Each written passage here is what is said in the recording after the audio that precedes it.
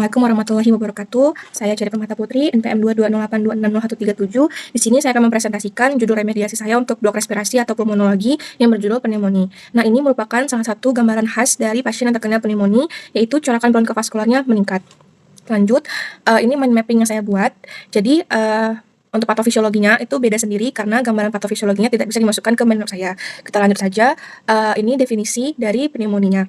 Jadi, pneumonia merupakan peradangan parenkim paru distal dari bronchiolus terminalis yang mencakup bronchiolus respiratorius dan alveoli serta menimbulkan konsolidasi jaringan paru dan gangguan pertukaran gas tempat. Untuk faktor resikonya sudah pasti yang pertama adanya kebiasaan gaya hidup yang buruk seperti seringnya merokok, lalu ada usia, lingkungan pekerjaan yang buruk, juga adanya kondisi medis lainnya. Untuk manifestasi klinisnya sendiri itu yang pertama demam disertai menggigil, sakit dada karena pleuritis dan sesak, berkeringat, pasien lebih suka berbaring pada yang sakit dengan lutut tertekuk karena nyeri dada, sama batuk. Jadi batuk ini bisa non produktif ataupun produktif. Bisa juga menghasilkan sputum yang merendir, purulen ataupun bercak darah. Untuk epidemiologinya, pada tahun 2015, presentasi kematian global akibat infeksi saluran nafas bawah menurun dibandingkan tahun 2000, yaitu sekitar 55,7% menjadi 43,4% kematian per 100.000 penduduk, dan masih menempati urutan ketiga penyebab kematian dengan 5,7% dari seluruh kematian dengan presentasi kumulatif sebesar 32,2%. Nah, di Indonesia sendiri, menurut riset kesehatan dasar atau Riskesdas tahun 2018, penderita pneumonia segala usia mencapai 2,21% dengan rincian kelompok usia 44-64 tahun sekitar 2,5%, usia 64-74 tahun sekitar 3%, dan usia 75 tahun ke atas sekitar 2,9%. Nah, untuk etiologinya itu dia terbagi dua, ada yang didapat di masyarakat, ada juga didapat di rumah sakit. Kalau didapat di masyarakat, kebanyakan pasien itu terkena Streptococcus pneumonia, bisa juga karena Mycoplasma pneumonia, Haemophilus influenza, Legionella pneumophila, Chlamydia pneumonia, anaerob oral, adenovirus, dan influenza tipe A juga tipe B. Yang didapat di rumah sakit itu dia ada hasil usus gram negatif seperti E. coli, Klebsiella pneumoniae, juga ada Pseudomonas aeruginosa, Staphylococcus aureus, dan juga anaerob oral. Nah, untuk klasifikasinya, pneumonia ini itu terbagi 4. Ada dari komunitas, ada dari kesehatan, maksudnya ada dari healthcare associated, ada juga dari hospital acquired, sama ada ventilator associated. Kalau dari community itu dia infeksi paru akut pada pasien yang tidak dirawat di rumah sakit atau berada di fasilitas kesehatan jangka panjang sekitar 14 hari atau lebih sebelum datang ke rumah sakit. Kalau dari healthcare associated itu nantinya pasiennya itu biasanya dirawat di rumah sakit selama 2 hari atau lebih dalam 90 hari terakhir. Bisa juga lansia penghuni panti jompo atau dalam perawatan jangka panjang, pasien yang menerima terapi antibiotik intravena di rumah, pasien dialisis, pasien yang menerima kemoterapi, pasien dengan imunokompromis, dan pasien yang menerima perawatan luka kronis. Selain itu, ada dari hospital acquired, biasanya infeksinya itu baru terjadi dalam waktu 48 jam atau lebih setelah masuk rumah sakit. Sama yang terakhir ada ventilator. Infeksinya juga baru terjadi dalam 48 jam atau lebih setelah intubasi endotrakeal. Lalu ada patofisiologinya. Nah, jadi dimulai dari sini.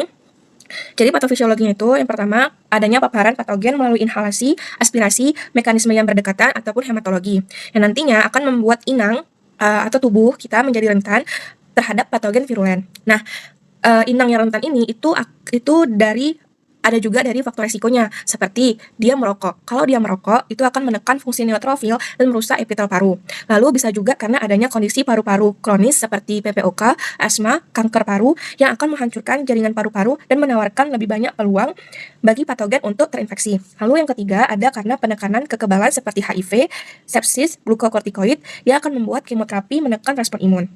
Nah, si inang yang rentan ini akan membuat proliferasi mikroba di saluran nafas bawah dan alveoli. Nah, proliferasi ini akan membuat dua mekanisme yang berbeda. Yang pertama, ada respon inflamasi sistemik terhadap mikroba yang menyerang. Nah, si respon inflamasi sistemik ini akan membuat pelepasan sitokin sistemik yang menyebabkan gangguan termoregulasi hipotalamus. Nanti akan muncul gejalanya demam dan menggigil. Lalu yang kedua itu dia ada respon lokal oleh sel epitel alveolar yang melepaskan kemokin ke jaringan di sekitarnya untuk merekrut neutrofil ke tempat peradangan. Nah, si respon lokal ini akan membangun respon inflamasi yang bervariasi tergantung pada jenis patogen yang menyerang. Seperti kalau dia Streptococcus pneumoniae akan menyebabkan pola lobar dan influenza A dan B akan menyebabkan pola intersisial. Nah, kita akan bahas pola lobar dan juga pola intersisialnya. Kita bahas dulu pola lobarnya. Jadi, kalau dia pola lobar, itu dia akan menyebabkan 3 mekanisme yang berbeda. Yang pertama itu dimulai dari iritasi dan upaya pembersihan dari saluran udaranya. Nantinya, dari upaya ini akan memunculkan infiltrat cairan yang berada di dalam alveoli. Pembersihan saluran nafas menyebabkan dahaknya diproduksi. Nanti muncullah gejala batuk yang produktif. Yang mekanisme yang kedua itu ada penumpukan cairan yang tidak memungkinkan di sinar X yang melewatinya. Itu nanti yang muncul di foto toraks, itu ada kekeruhan putih yang terlihat di tempat penumpukan cairannya. Nanti akan terlihat adanya konsolidasi. Lalu yang ketiga ada kantung alveolar yang tersumbat oleh akumulasi cairan. Nah, itu nanti akan menyebabkan pertukaran dari karbon dioksida dan oksigennya menurun, nanti muncul gejala hipoksemia. Nah, hipoksemia dia itu akan memicu periferal dan sentral kemoreseptor terhadap penggerak pernafasan. Muncullah dia si dyspnea. Nah, itu untuk yang lobar. Untuk yang intersisial itu dia ada 2 mekanisme yang berbeda. Mekanisme pertama itu ada penebalan dinding alveolarnya meningkat, di mana jarak difus akan meningkatkan jarak difusi antara alveoli dan kapiler. Nah, dia sama kayak yang mekanisme si lobar yang ketiga tadi. Dia nantinya akan menyebabkan pertukaran karbon dioksida dan oksigennya berkurang, yang ujungnya akan menimbulkan gejala dyspnea. Nah, yang pola intersisial yang kedua, mekanismenya itu ada dinding alveolarnya akan teriritasi yang memicu refleks batuk. Karena infiltrasi cairan tidak terjadi di alveoli, upaya untuk mengosongkan alveoli melalui batuk tidak menyebabkan produksi cairan. Nanti gejalanya itu batuk kering. Kita lanjut.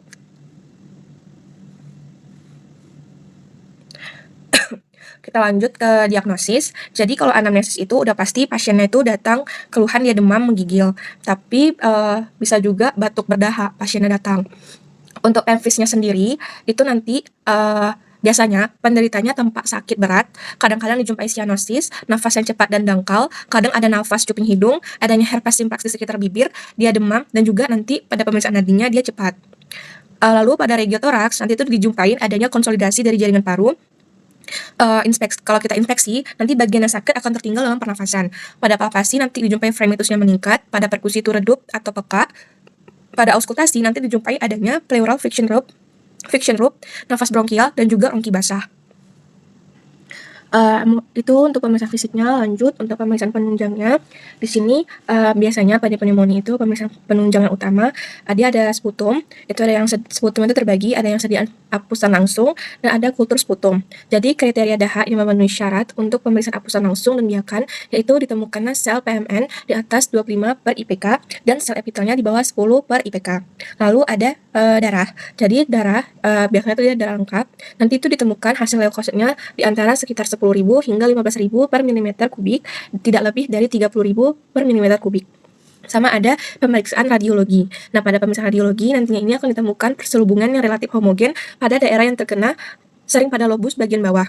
Lalu gambaran radiologis ini juga dapat berupa infiltrat sampai konsolidasi dengan air bronkogram. Lalu ada pemeriksaan mikrobiologi.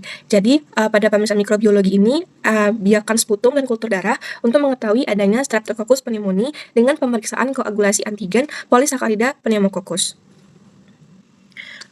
Itu saja untuk diagnosisnya. Kita lanjut ke tata laksana.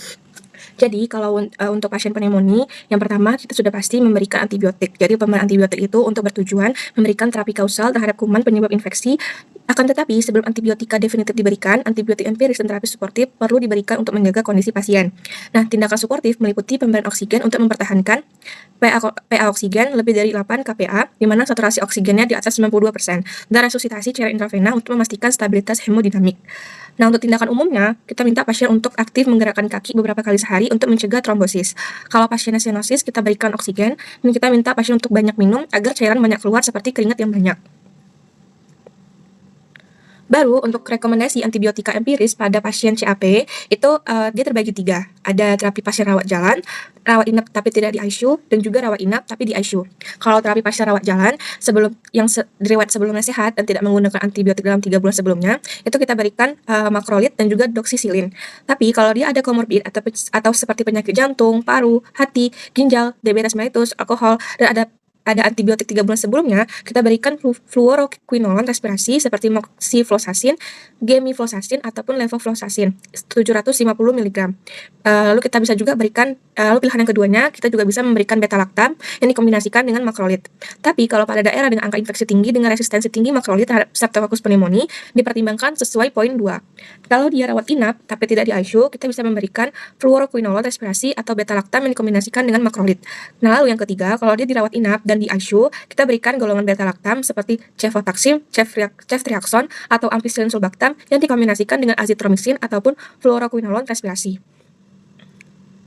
Lalu untuk komplikasinya sendiri, pasien pneumonia ini itu bisa juga terkena efusi pleura, abses paru, gagal jantung, dan juga emphysema.